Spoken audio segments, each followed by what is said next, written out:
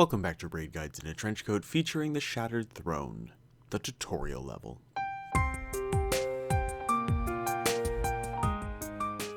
You may be looking at the length of this video and wondering how I managed to make a 10+ minute video out of a dungeon whose world record speedrun time is shorter than the recommended cooking time on a frozen lean cuisine, and I'm here to tell you it wasn't fucking easy. I contemplated just looping a 5-minute video twice but figured that my engagement statistics would end up looking like Morse code. Long and then short as viewers skip around to make sure I didn't change any of the jokes the second time round before ultimately clicking on the next algorithm recommended TH3 Jez video. That would be disheartening for my metrics. So, no. Instead of under-delivering by releasing the exact same thing twice like the 17th remaster of Skyrim now ported to the Revolution Smart Toaster, I'm giving you a full 10+ minute video on the dungeon equivalent of one of those scout area patrols. And instead of having a buffer to tell more jokes, we are immediately thrown into the first encounter where you either emulate an I don't need directions yet directionally challenged and decidedly white boyfriend, or the just listen to me for once in your life probably deserves better girlfriend.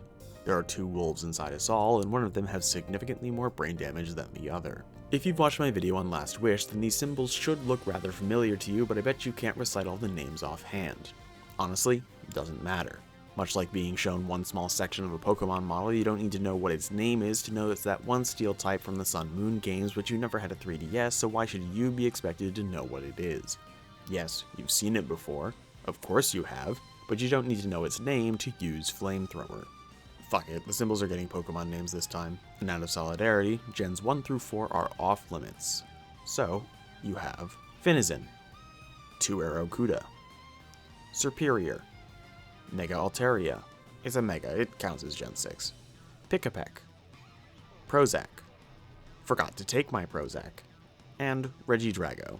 So each of these symbols corresponds to one of these big-ass architectural symbols as well as the more metaphysical symbols that appear when you kill one of these yellow bar mini-bosses. Each boss spawns the next boss of the depicted symbol, and the hardest part of this is not getting sniped when you tab out to check the map, you filthy one-monitor casual. I can't say that, I played Destiny 2 on a dual-booted Mac laptop for 3 years. Now tell me, what's your excuse for having a low frame rate? There aren't really any other mechanics here other than knowing that you'll have to kill all 8 bosses and it'll always be forgot to take my Prozac last. Jump down the hole and prepare for... Yeah, with a full fire team there is not a single encounter that takes longer than these walking sections. It's not quite Ghost of the Deep bad, but it's not exactly shoehorning a new traversal mechanic either. I'd play some In the Jungle or I Would Walk 500 Miles if I didn't already get enough copyright warnings from actually funny musical bits. So, instead, we'll showcase the highlights of the walk while playing back some Jackbox highlights a la TikTok Subway Surfer videos, because we don't support Subway Surfing here. Subway Surfing is dangerous and juvenile and ultimately punishes everyone else's commute when your lack of balance rivals that of a toddler drunk on Dad's Modelo or the infamous Well of Radiance. I wrote that joke during Season of the Witch, but honestly think it got even funnier in light of the balance nerfs announced for Season of the Wish. Anyways. How will you be spending your contractually obligated 15-minute break?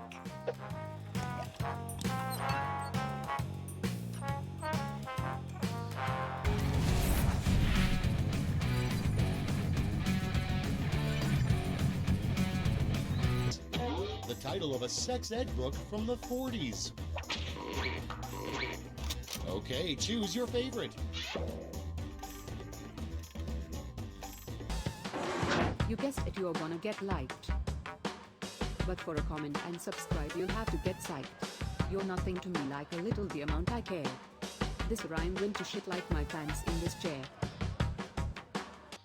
Okay, next one.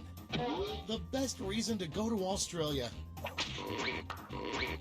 It's voting time.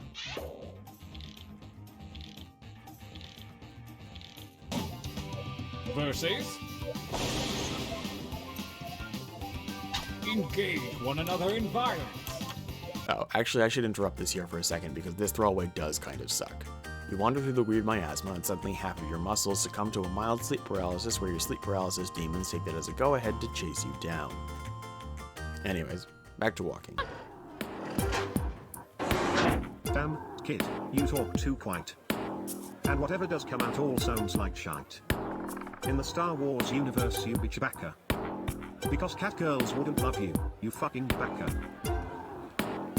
What is a daily goal that you set for yourself? Vote on your devices now.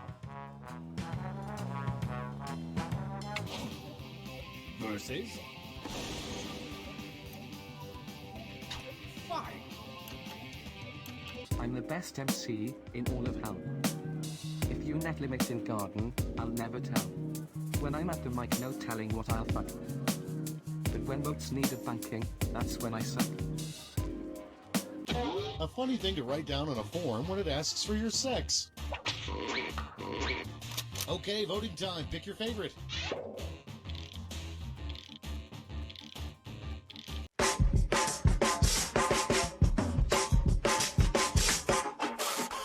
Right.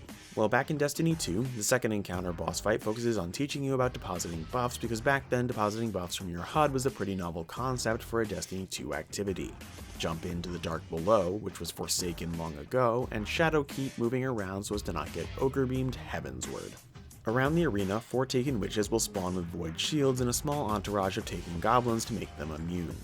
On death, the witches drop a purple ball which gives the Petitioner's Mark buff because Petitioner's Hamel is off this week. And because that pun was so awful, it's also going to have a 45-second to death timer attached to it. Guess that's my bad. The good news is, each witch will drop a Mark Hamill ball and collecting it will add a stack to your buff, and more importantly, reset the timer.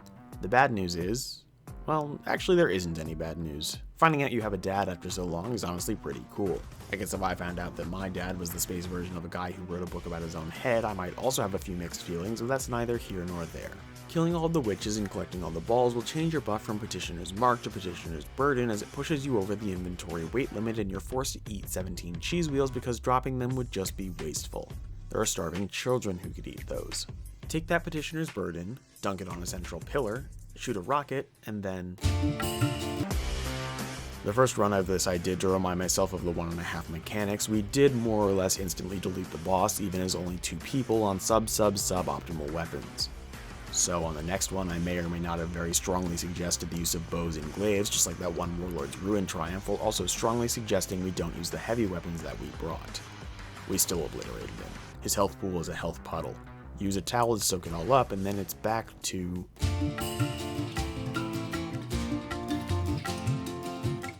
Alright, well after that 1-minute interlude off the beaten path, it's back to another long stretch of walking. Now that I've actually started trying to schedule out my videos, I know more or less what holidays will be close to their release, so that I can completely ignore the timing and write Halloween jokes into videos releasing in hot-ass July, because honestly, what's scarier than global warming? Anyways, if all goes according to plan, then this video is coming out in January at some point, but that means I'll be sourcing a lot of my footage during the dawning. Which also means that for the second long leg of our journey, we can talk about baking cookies. Dawning is honestly my favorite time of year because my monkey brain loves to hoard the ingredients and is only diminished by the fact that the 6 Stasis Sword can't roll Eager Edge, so I'll never seriously use it. That said, we've all made the cookie variants that have been available year after year, but it's honestly a shame that some cookies got forgotten or that some story characters didn't get cookies to begin with. When Asher Mears Harpy showed up in Season of the Splicer's final mission, Dawning refused to bring back his Regularian pudding, and that broke my heart a little bit. Bungie put Grandpa in the old folks' home and forgot to visit him. Bungie also decided that the poor reviews for Lightfall were all this person's fault, so neither they nor any of the other static characters on Neomuna got cookies either. So this year, instead of gotta do the cooking by the book, we're gonna break it down, bitch! Let me see you back it up! Destiny 2 Cookbook, The Dawning. Forgotten Pages. For Osiris, Vex Milk and Superb Texture make Matcha Strand Cookies. For Mithrax, Electric Flavor and Ether Cane make Servitor Circuit Board Cake. For Ido, Ether Cane and Sharp Flavor make Servitor Shrapnel Cupcake. For Tyra Karn, Dark Ether Cane and Bullet Spray make Forgotten in the Bowels of the Farm Mint Chip. For Savathun, Chitin Powder and Dark Frosting make Osiris Skin Fruit Leather. For Yuna, that Korean vendor that people don't know about, Taken Butter and Multifaceted Flavors make Southern Style Igrams. And lastly, for Nimbus, Psionic Ribbon and Cabal Oil makes Melt in Your Mouth Plot Relevance. Dissolves faster than a bath bomb in a hurricane. It may be too late this holiday season, but I hope that someday these characters get a little bit of dawning cheer for themselves. Now I could launch into Festival of the Lost masks that we're missing out on, like the Taken Blight Ball, but it looks like we're getting pretty close to the third encounter, even after getting jettisoned off the flawless killing Boop Wall. So we'll save that for another video and launch ourselves up into...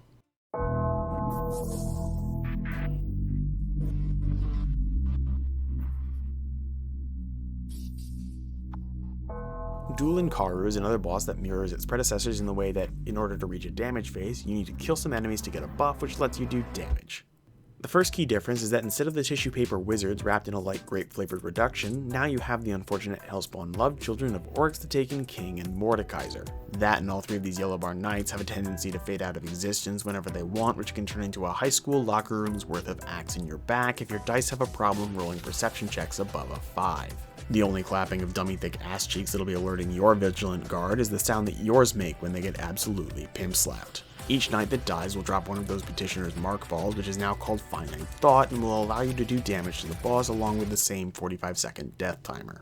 More stacks equals more damage, up to a total of 3, so it benefits you to evenly distribute your damage and kill all the yellow bars at the same time to maximize your deeps. Which is easier said than done because their health bars only appear above their heads when the moon is full, Mercury is in retrograde, and all the ambient occlusion in the ascendant plane makes it impossible to figure out which one is which color. They do have different colors on their little pauldron flags, but if you're close enough to see it, you are absolutely in ass-clapping range. There are also times when the soul of a taken goblin gets imbued into a hive crystal bigger than my stack of legendary shards. When this happens, all of the Hive Knights become immune and halt any progress you've made until it's destroyed, at which point all of the knights that you've killed will respawn. Lucky for you, the boss only tends to do this right as you're halfway through starting a damage phase, which ends up leaving you with at least one ass clapper around while you're trying to do your complicated as shit hot swap damage rotation and not blow yourself up with rockets. If for whatever reason your buff timer ends up getting really low, you can jump up onto the central pillar to cleanse it because letting the buff timer tick down to 0 will kill you. But then all you have to do is tickle another knight to get your buff back. And to clear the air, yes, I know they're technically called Darkblades and not Knights, but every time I say Darkblade I think of what their high school Skype icon must have been, which was definitely just whichever picture of Sasuke they thought was cool that week. Calling them Knights at least gives them a shred of dignity before we plow them into the next curse week, because the reality is that this dungeon has been power crept harder than a level 86 Venusaur wandering into Brock's Pewter City gym. Even with only one stack of the Knight's buff, you and your friends could probably one-phase this boss so long as you brought more than just sidearms to the fight. And with that sentiment, congrats. You've completed the Shattered Throne. Now, lucky for you, you can jump right into this Legend Lost sector instead of having to wait 3 weeks like when the dungeon first came out. Go watch a real guide.